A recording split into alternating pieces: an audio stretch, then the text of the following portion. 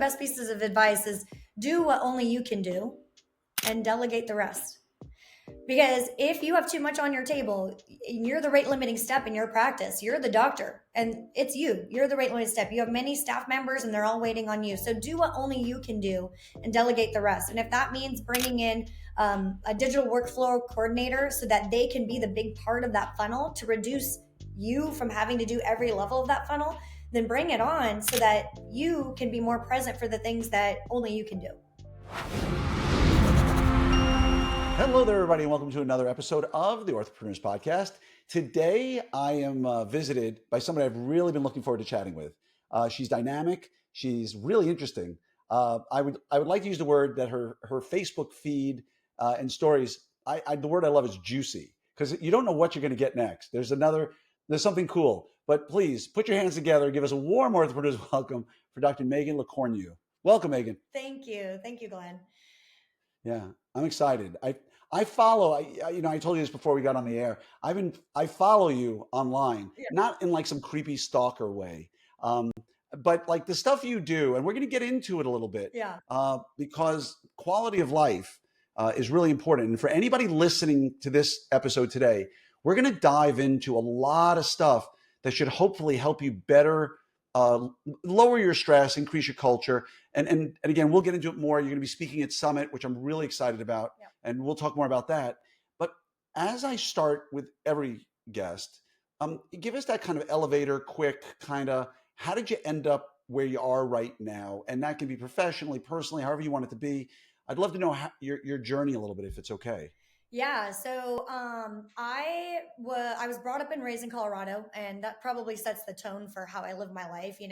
I raced snowmobiles actually with my family. My brother raced professionally, so we were Holy cow, just a go fast kind of family. I mean, there was never such thing as staying at home on the weekend and watching TV. In fact, we had one of those TVs that looked like a piece of furniture, like the old wood ones, because no one put a tablecloth on top of it where the new TV goes on top of the old TV. Exactly. Because my grandparents it was a big wooden cabinet with big speaker grills, and they always had a tablecloth over it with a plant and the new TV next to it. Literally, I grew up because we never used the thing, because it was every weekend. We were either, snowmobiling in the winter, you could be snowboarding. I do a lot of that. In the summertime, I was wakeboarding, water skiing, backpacking. So anyways, grew up in Colorado, obviously went off to Boston for dental school at Harvard. From there, went down to North Carolina. I realized when I was in Boston that I can't survive somewhere where the sun hibernates.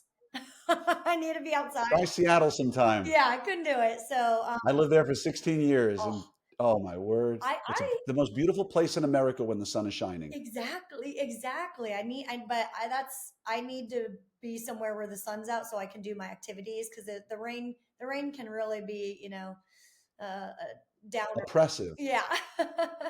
Oppressive. So, I know. Yeah. From there, made my way out to California. I knew nobody, and I did what all young residents do, and I joined a corporate group. And right on. I'm a headstrong millennial, and I'm in this corporate group, and I had the regional VP of the corporation call me, and they're like, Dr. Lecornu, when are you going to stop spending so much money? Because I went into an office, and I swear to you, I basically over 50% of the patients were open bites created by the previous situation. I don't know what happened. Wow. So I'm like, oh, I need to do full debond rebond. I need teeth out here. I need TADs. And they didn't really know how to handle me. And I basically told this individual, I said to her, I was like, hey, you know what? When you get your dental license and your orthodontic specialty degree, I'd be so happy to discuss treatment planning with you. But until then, I've got to treat these patients the way I need to. Good for you. And by the way, just so we're clear, first of all, many of us I took the same exact path. Yeah. And there's nothing, if you're a young resident or a young grad who's listening to this, don't be turned off by the idea that, corporate dentistry is a place where, gosh, I'd say 85% of my friends who weren't like a family member was ortho. right? Like 80, 85% of my friends started in some corporate ortho. And to be crystal clear, these are not necessarily the big name OSOs that you and I all know, Yep. right? This is not typically a Smile Doctors or a Southern Ortho Partners. The ones I was in, and I don't know if yours was the same, was I was the ortho in a string of general dental Yep. offices where I would swing around. And that's the most common thing you'll find out there. And let me tell you, sister, I feel your pain Yeah. because I just have to share this because I haven't told this story in forever. This is how bad it was. I would love to have a sit down meeting with like 100 orthodontists where we all shared our single worst experience in corporate ortho. Oh. I have two. One, and tell me if you've seen this. I came into a case in the middle because we rotate, right? You're coming in for somebody who left after they were there for 2 years, and it just keeps going on. Person had been in treatment for 5 years, had a 4-by extraction case, and we're still 10 millimeters of overjet, and all space was closed. Yep. So they'd already had 4-bys, completely closed up, 10 millimeters of overjet still, and the upper lip was right where it needed to be. Yep. So like I was done. I was like, I don't know what to do here. This is surgery, but you can't say surgery. That was number one. Number two, and what caused me to leave corporate dentistry, best story ever. I went to work sick one morning. I was working Sundays. Isn't that a joy? Oh. Went in sick with fever, could barely keep my eyes open. And they told me my assistant, who's a GP assistant generally, couldn't be there. She was sick. So they got me a temp. And I just said to her on this bonding, do me a favor, etch, prime, bond, put the brackets on, and I'll come check them, right? Yep. Which many of us do. Assistant puts the brackets on, you come, you check them, you like her, and you move on, and that's that. I go into my office, and because I was drugged up, because I was so sick, I fell asleep for like literally, I don't know, 15, 20 minutes, right? It was a very slow Sunday. There wasn't a lot going on. And she doesn't come and get me. I actually go into the office. I'm like, geez, it's been a while. I wonder what's going on. And as I walk into the room, she says to me, Dr. Krieger, perfect timing. You're here just in time. I'm like, how'd the wire get in? And so I sit down. She's already bonded all 28 teeth because I told her, put the brackets on and then I'll check them. She put on all 28 brackets without me ever looking. Wow. And here's the best part, Megan. She did every one of them with band lock. So I was looking at the brackets and wondering, why was there a bluish hue around the rib? She cleaned them up spectacularly, but each one had a bluish hue around the bracket that she had placed and put the wires in. And it was at that moment I went out and talked to mom, and I sort of, sorry, not sorry, kind of like, hey, next time she comes in, we're kind of reposition some brackets and Like blah, blah, blah. Well, all is also some, right? Like not all some are all, but all alls are some. Yeah. We're going to reposition some of the brackets to make it get done even better and less issues. And I called the person I work for and said, I'm not coming back. I'm done. You're putting my license at risk. Yeah. And so sorry for interrupting, but I figured, the kinship, you'd appreciate that story. And that's the thing. We all had those stories. And honestly, my thing was being told like, well, when are you going to stop spending money? And then I just couldn't keep my millennial mouth shut. And I was like, when you're a doctor, let's talk about treatment planning. And until then, I'm going to do me. And you were principled. Yeah. I mean, the takeaway from that story is you put your patients first. Yeah. And I think that's what people like you and I do. Yeah. We put our patients first, and that's why we don't last at these things. Yeah. But sometimes just looking for a paycheck, right? Yep. And and immediately I was like, oh, I am going to be out of a job and I have all this debt. Like, what am I going to do? So, I basically found a small boutique practice. A friend of mine was like, you should talk to my wife's orthodontist. Met up with him and we had lunch, and he just basically said, what about my practice? It was a small, tiny office. Wow. And, I basically, Chris Benson said to me, don't take this. This is a terrible idea. He's like, don't do it. It's a satellite office. You're not going to be able to make ends meet. Your area is so competitive. I'm in LA area. He's like, I wouldn't do it. And he's like, why are you in California anyways? Get out of California. I was like, thanks, Dad. Yeah. Chris Benson is the de facto dad to half of the orthodontic community. Yeah. Just to say that out loud. But anyways, so I ended up taking over this practice. I made changes within the first month, bringing a lot of different systems, include indirect bonding, and basically, which is, by the way, the number one mistake that you should never ever do. Right? Is don't change everything right when you come into a new an existing practice. I was really good, and then I was like, except we have to do this one thing. I just can't take this anymore, and So yeah, we within 3 years we more than tripled the practice and had to Right on. get a second location, and now we're at our third location. Basically, we're in the process of getting that, joining forces with another doctor who's great, and yeah, so just having fun Nice. with it. Well, just out of curiosity, what made you choose orthodontics? Um, so I actually thought I was gonna when I went to dental school, I thought I was gonna be a surgeon. I worked with this guy, Dr. Bob Christensen in Colorado. He did a lot of work with the stereolithographic 3D printed TMJ replacement joints. So that was a really cool experience. I was certain I was going to be a surgeon. I actually did my research with Massachusetts General Hospital, their oral Wow. surgery department. And then I was sitting in craniofacial conference was one thing, and I realized the orthodontists were the ones that were kind of the engineers in the entire thing, setting up the plan. Yeah. And I was like, oh, I want to be the one that dictates how what the outcome is going to be like. And then the other thing is I actually sat in on a hemimandibulectomy with a very very good famous surgeon, and I saw that surgeons sometimes have tempers, and there was like Yes, they do. anger moment, maybe a few curse words exchanged, and I was like, these are not my people. Not your tribe. Yeah, it wasn't You my recognized style. it. So yeah, I started really looking into orthodontics, and the rest is history. Right on. Yeah, I'm always curious about the story about, I'd say overwhelming majority are, hey, when I had braces, I blah, blah, blah, right? Yeah, And but yours is a great story. I like that a lot. yeah, And, the other thing that we're going to get into, we can jump into it now, is quality of life, right? Because as a surgeon, and I have a lot of friends who are surgeons, I'll visit somebody in another state, stay over the house at night, wake up the next morning, hey, good to see you. And they look tired. What happened? Oh, I got called into the hospital at 2 a.m. last night, a baseball bat to someone's face, yep, or a car accident or something like that.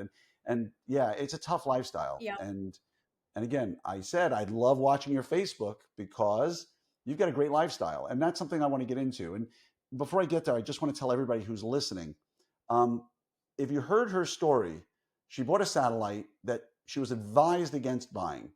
She then broke the cardinal rule of don't change anything for 6 months and changed everything right away. And yet she tripled it and is going on her third location now. Over what time frame, Megan? That'll be let's see. So the tripling it was in about 3 years. Yeah. Okay. And how long since you purchased that first practice? That it was 10 years now.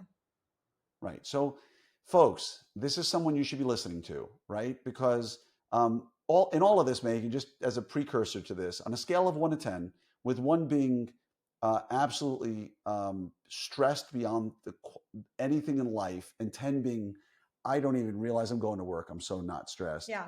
Scale of 1 to 10, where are you in your stress level? I mean, I would say okay. So I am building a new location for one of the practices right now. So I'm in the middle of construction. So So that pull is that out of the amping up. equation. Okay, if I take that out, I mean, when it comes to the day to day, honestly, going into the office, that is my happy time.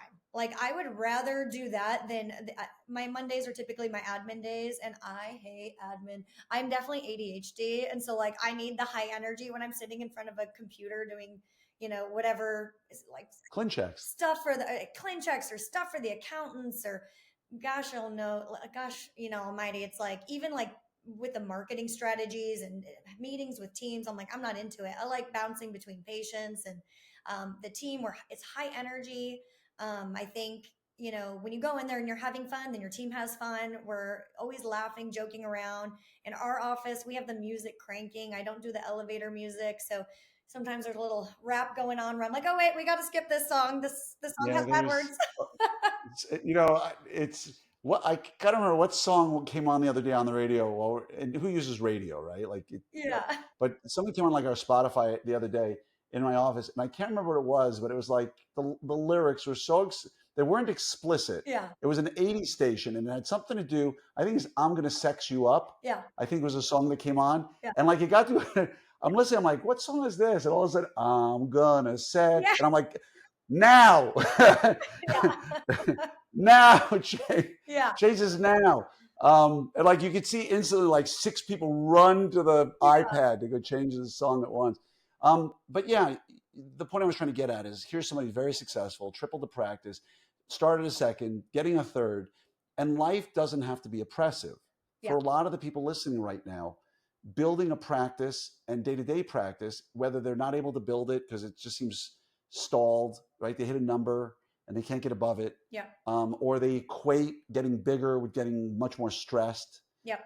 I would love to dive in a little bit with you. Mhm. We'll get into the stuff you do and the quality of life in a minute or two. And by the way, for folks, she's speaking as one of our many amazing speakers at this final summit. And you see, final summit, we're gonna have you there. It's gonna be amazing. I know it's She's crazy. I'm the bummed that group it's of the people we final have one speak. though, but It's the yeah, final one, it'll be guaranteed. good. Never again. You'll hear more about what's coming next soon. But she's speaking at Summit, and the topic is digital bonding. Think like a test pilot, right? It's basically, we're test pilots for our practice. You know, when we think about how we work in our offices, we're constantly looking at all these new technologies that are honestly being, thrown at us like missiles. Like you're just getting bombarded with all these options. And we have to be test pilots in our practice in order to distill which technologies are actually going to enhance our quality of life, enhance treatment outcomes, and help us achieve our goals within a financial like constraint. Because we can't just spend money, spend money, spend money. We have to be smart about the cost aspect of all these technologies too. So, Unless you work for a corporation, then and spend yes, whatever you want. yes.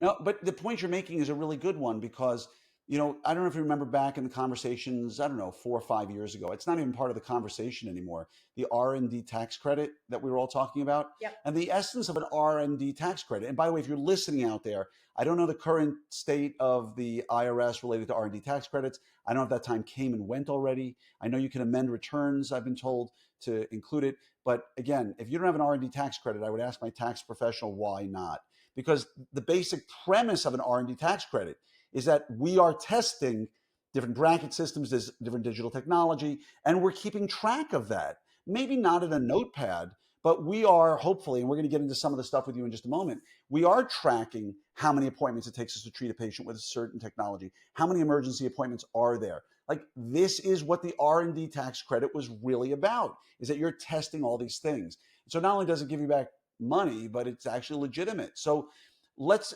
jump in a little bit to two things. Let's start first with quality of life, and we'll get more into what you do and the fun things you have in your life.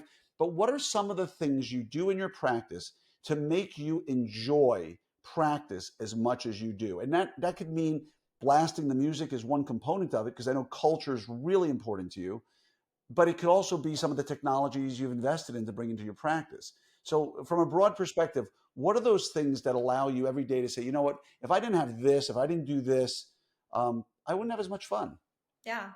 Honestly, for me, all orthodontists, all of us are a little OCD, right? We're all perfectionistic. We wouldn't be orthodontists if we weren't. So for me, And ADHD. and ADHD, which I'm definitely that. And so for me, I want to make sure all of my cases look good. I actually would get really stressed out when I was in the corporate office and I saw cases where the brackets weren't bonded correctly. And I mean, I had patients who were in treatment for 2.5 years and their teeth weren't even aligned when I took over one of the offices. And I was like, what is Yeah. happening? And it stressed me out like a lot. So I started realizing I need things that make sure my quality of care is excellent. And then the other thing is I am ADHD. I'm fast paced. I like to bounce between things and I like to be spending that time talking to patients and building that like rapport so that their experience is great because then they're happy. So I needed technologies that were going to allow me to be less of a factor in my practice as a rate limiting step.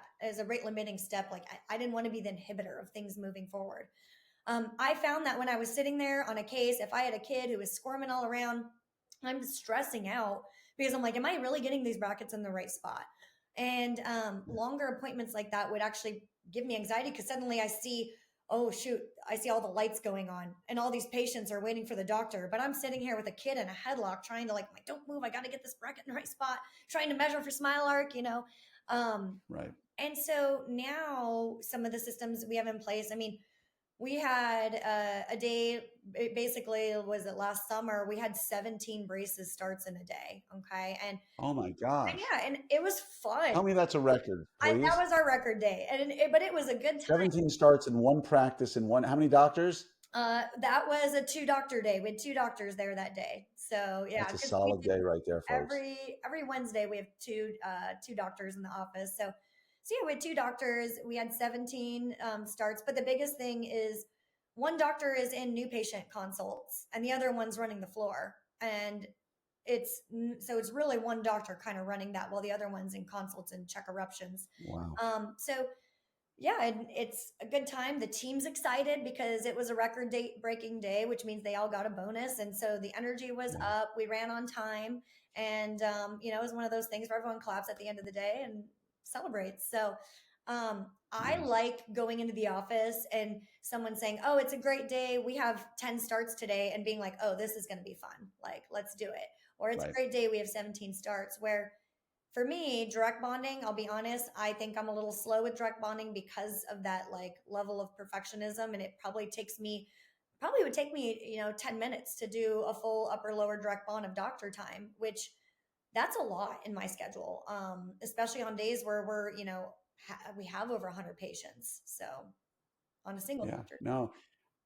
So, what other technologies do you bring in? So, the assumption here, without you saying it explicitly, is indirect bonding, Yep. right? Some sort of digital indirect bonding. Yep. Um, what other technologies do you bring in that you use on a regular basis, if any, that help make your days go a little bit smoother, help reduce your stress? Yeah, so we also do a lot of aligners, obviously, and that's nice just because chair time's a little bit lower. And I had to actually not even just with technology, but thinking about people I had to bring in. We worked with a lab. He sold his lab to Space Maintainer's Lab, and he's like a small guy. And I reached out to him and I said, "Hey, what's your thought about coming in house, doing lab work in house so that you're right there so we can do things quickly. But also, I need you to oversee all my digital workflows and having an individual to help, like, basically, if you think of the funnel, I'm having him do the big chunk thing. So when it comes to me, each digital setup for me is under 3 minutes doctor time. And that's important because if I come into the office with, you know, 30 aligner setups and let's say 20 bracket setups to do, I mean, doing each of those 3 minutes, that's 150 minutes of time that we're Yeah. just doing in between patients. So, would you say, forget quality of life for a second, because you'll understand why I'm asking this question. Forget quality of life. At the end of the day, by bringing this digital lab tech in, did it cost you a little bit more to have him there versus, would you say at the end of the day, it's not a net positive financially? You're probably investing a little bit, your overhead's going up a little bit by having him Yeah. versus not having him, right? Yeah. But Not too crazy. because I think that's an area where way, way, way too many orthodontists get hung up, Yeah. right? Where I say, hey, here's a technology you should consider, or an idea you should consider, Yeah. and they go, yeah, but I'm going to make 50,000 less a year, or Yeah. whatever that number is. It's a trade-off that you should make in a heartbeat because you're going to have more than enough money, in my opinion, if you run your practice remotely decently. You'll have more than enough money, but you'll never have enough time. Yes. And that's the thing too, is what we found is freeing up some of that digital workflow time allows the doctors to spend more time with patients, right? Because now we're not rushing through back in the office just trying to do digital workflows. We're actually doing a little bit more quality time with patients, which in turn increases the experience, makes moms happy, then my team's happy, and then we create this culture that actually grows their practice. So for Exactly. me, it allows us to free up the doctors to do what doctors need to do. If you've ever read, some of the books, they talk about the hedgehog. And the hedgehog for the doctor is the doctor needs to spend time on patients. And Exactly. that's where we produce. And so if I'm at a computer, I'm actually really not doing what I should be doing best, which is working on patients. So creating the top part of that funnel and utilizing an individual in a way that worked for me. So when we talk about the financial aspect, I reverse engineered it and I said, okay, what can I afford to pay this individual and how can I negotiate this with this person? And so we basically came into a monthly fee for digital workflow based on the average number of cases he had per day. And so Yeah, and it's a monthly fee, and honestly, started out at $400 a month, and it's as the practice has grown, we're a little bit higher, but I'm still under $1,000 a month for that. So that's but you have to find There are a people way. out there listening going, what's this guy's number? Yeah, Um, yeah, 1,000. So if there's anybody out there listening who says, I wouldn't delegate all my digital workflow for a mostly aligner practice with indirect bonding for $1,000 a month, yeah, please DM me so that we can, I'll buy your practice from you and run it for you yeah. instead. Me too. Because I mean, like, come on. I hear people talk about all sorts of technology, right? And I think the fault we have as orthodontists, and I say this to the whole profession, with some exceptions like you and others, people got to where they got because they're smart and they're self-driven and they had the right answers. But then all of a sudden they think they have all the right answers. So, it's going to cost me money to do this, so I'm not going to do it. Or aligners cost me more money than brackets, so I'm not going to do brackets. And I'm like, you don't, you have every right to do the practice you want to do. And as the old saying goes, you do you. But if you want to lower your stress, when I talk to people like you, Megan, and other people I interview on this show, a theme that runs across it always, and I hope people out there are listening to it, is that, again, to quote my really good friend Chris Trockle out of Oklahoma, he had one of the most incredible sayings, so much so it was part of my RD group. We ended up putting it on these these hourglasses, right, that we had made for everybody one year. And I don't think you're going to be able to see it very well here, but it says, remember, money comes and goes, time only goes, right? Like, it's such an incredible comment. You'll never ever have anything in life that buys you more time. Yeah, Nothing. It's impossible, obviously. Money, you will get more and you will get less of it. So what's the big deal? Get rid of some money and buy yourself some time, because that leads us into the next part of your life, which is your quality of life outside the office. Because what I think is important to tell people is, what's your attitude about ortho when you're not in the office? yeah. Well, what's fun about it is like a great example is because we use systems that reduce the stress, not just of the doctor, but the team, it allows us to build a rapport with each other. And so, I'm on vacation. I was hiking Machu Picchu, and my team is literally like texting me, and they're just like, oh my gosh, send us photos, and like, don't come, and their whole thing is, don't come back too soon. Don't even think about work. And and they're like, but also you're not allowed to stay there.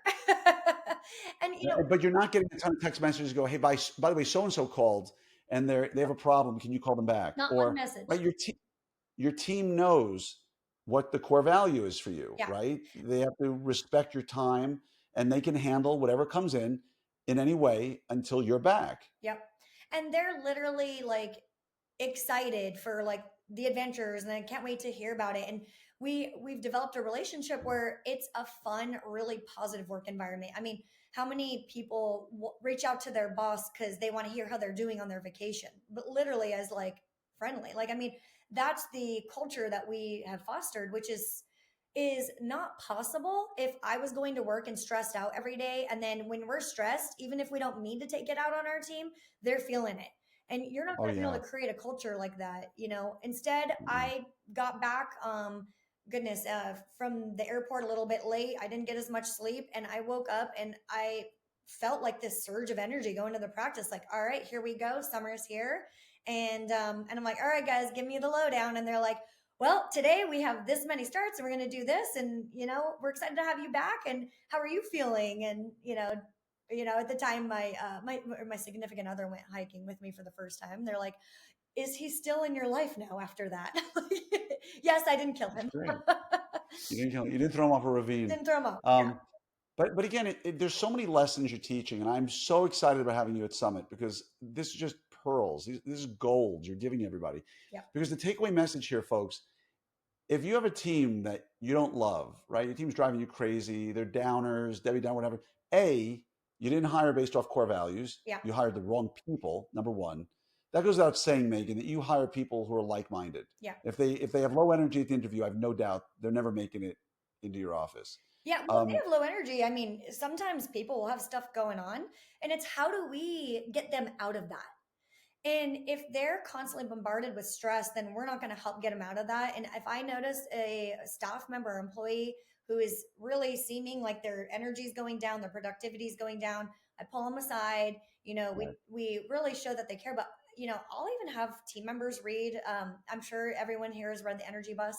If they Yeah. start to Flow. break down, yeah, I'll have them read that. I'm like, hey, I want you to read this. I'm gonna buy it for you as an audiobook, and then I want to discuss this with you because I'm noticing this in you, and I want to hear what you say after. And I take some one-on-one time. But how do I free myself up to be able to be available for this one-on-one time? Unless I create systems that give me the freedom to do that, I wouldn't be able to have the time in my day to do it because time is our commodity. And I need time to be able to pour into the people, pour into patients, you know, and not feel drained by it. Amen. And again, the second point I was going to make was I will guarantee you that you never, ever show up at the office in the morning. Hey, how you doing today, Dr. Lecornu? Oh, Yeah. I'm so tired. I had a tough night, guys. I'm going to do my best. I hope today. I never walk in like that. You never walk in that. And there are people out there who have teams that are depressed or down or stressed, and they don't realize it starts when they walk through the door. Yeah. You'd better fake it till you make it, folks. Yep. If you're walking in the room, in the door, and you're saying, yeah, I just need your help today, guys. I had a tough night. No, Nope. no. Nope. Don't walk through that door until you are ready to pump your team up through the ceiling. Yep. Because if you walk in there like, hey, yeah, it's kind of a tough night. I don't want to talk about it, but I'm here. I'll make it work. Like that's not what your team needs to hear in the morning. And if that's not who you are, well, get over it. Okay. Because would you agree with me, Megan? I call it the Dr. Megan show.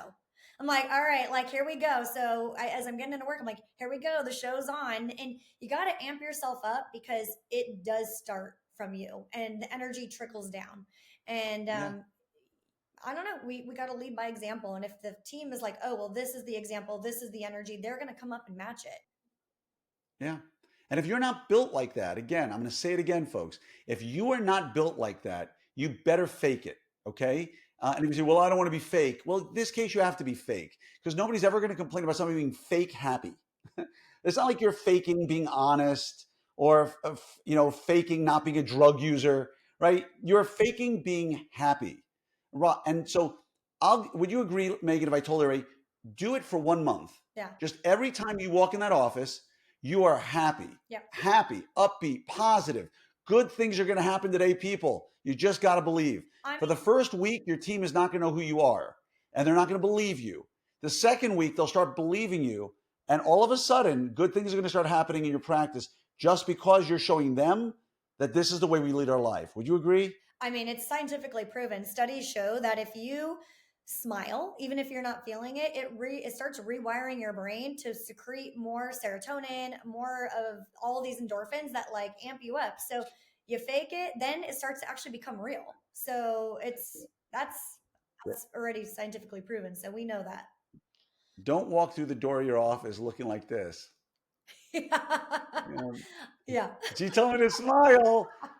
Might not work so well. But the point here is everybody listening, reevaluate and don't believe that you're always happy. Okay. A lot of you out there are not, and you don't realize it. Yeah. So find somebody in your office who you respect and care about, which I hope you have at least one, and pull them aside and go, hey, when I walk through the door in the morning, do I lift up everybody? Do I do nothing or do I bring everybody down? It can't be the latter two. It has to be number one. You need to be lifting people up. Doesn't mean always every moment of every day, but you should be upbeat and positive at the very least at the beginning of the day. And if you do that, a lot of your staff problems will disappear rather quickly, I promise. Yeah. And I think the thing for me was like starting to identify what were the things that drained me. So we go to the energy bus. That book is so great. It's like, okay, this concept that, if you start to get drained, you become an energy vampire. So I was like, well, Yep. if I'm starting to feel that way, why? What is draining me? And then my way of managing that was to then throw technologies to eliminate whatever those things that were draining me. So if Right. I'm stressed out sitting at a chair for longer than 5 minutes because now other people need me and I can't be everywhere, then I need to come up with systems where I don't have to be at a chair longer than 5 minutes. If Right. I get stressed out over, something happening where we have disorganization and things are missed, well, then I need to bring in certain technology so that things are organized and accountability is there. And Amen. then the ROI on those technologies is not just like, oh, is this increasing efficiencies to increase bottom line of the practice, but the ROI is actually improving the doctor's temperament and quality of life because now they're not stressed, which then trickles to the team and helps you grow your practice. So expend money on technologies that are going to reduce your stresses and your team stresses. It sounds so easy. And if it's part of your life, it is. But for many people out there, it's not a daily ritual for them. And so develop those systems, identify the things that drive you crazy. And I've always talked about this, that you need to create a 4 quadrant box where the top two are things that you like and don't like, and things that you're good at and not good at. And you need to get rid of everything in your life except the stuff you like and you're good at. Period. That's the way you should live. Delegate everything else. Get rid of the stuff you don't like that you're no good at, like preparing your taxes. Get rid of it. Give it to somebody else, right? And too often, people are already established for 3, 5, 7 years. They're in that startup mindset where you really need to be doing everything yourself, right? It's okay, people. If you don't love it, don't do it. It's easy.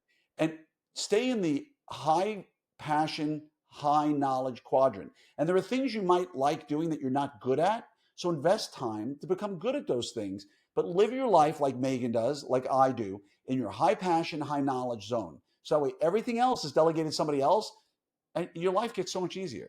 And you instinctively knew that already. But for me, I needed that proof box to list all the things I do on a day-to-day basis that I love, that I want to do more of, and all the things that I don't enjoy that I needed to offload somehow. And people, listen to what she's saying. And but before I let you go, sorry, please. I was going to say, one of the best pieces of advice is do what only you can do and delegate the rest.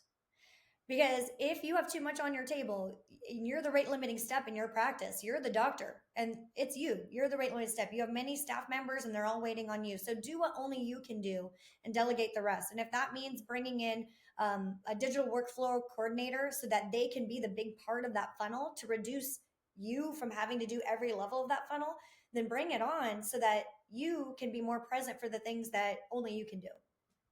And I'll add one little caveat to that, just because I work with so many orthodontists. You know who's listening out there. You know yourself. The things that you think only you can do, you're not right about. Okay. You probably tripled that number of what it really is, Yeah. right? The 50 things that you think only you can do is probably more like 10. So let's be honest, folks. Ask the question: if I delegated this to somebody who knew what they were doing and could do it well, do I need to be doing it? Yep. Agree, Megan? Yep. Agreed. A lot of micromanaging going on in our profession. A lot. Yes. Why? Because nobody can do it as well as I can. Well, yeah, they can. Yeah. You just need to invest time, energy, and effort to help them get there. Yeah. So one more thing I got to ask about before I let you go, because it's my favorite part of your social media feed. My favorite. I love seeing tons of puppies running around. Yeah. I love puppies. Yeah. And when I'm watching your feed with how many are they Goldens? Yeah, Goldens. So, yep. You had like 7? Yeah. So we, growing up, my mom purebred golden retrievers, and wow. They were show dogs.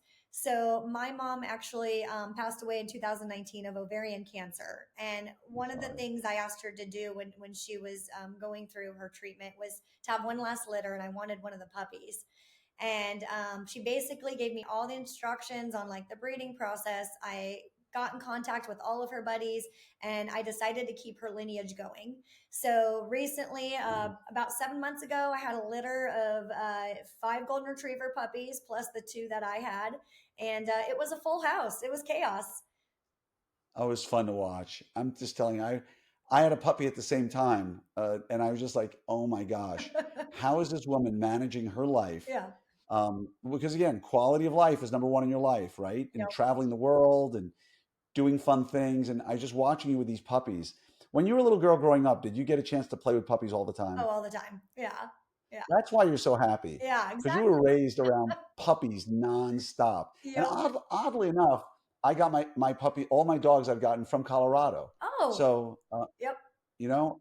who knows? Maybe this person knew your mom. Yeah, possibly. Point, right? Because you have doodles, right? So you never know. Doodle. Yep. I had 3 doodles. Hank, Finn, and Cody, who was our 15-year-old, passed away last Father's Day. But all 3 of them I got from Colorado, someplace about 3 hours northwest of Denver. I can't remember the name of the city. I drove there and brought back this cute little puppy. It was a great day. Very So cool. if you're a cat person out there, I respect you, but ain't nothing like a litter of little puppies. I think we actually had puppy yoga at one of our summits. Yeah. I know we had goat yoga, and I think we had puppy yoga too. Yeah. Because who doesn't want a puppy near them, Yeah. right?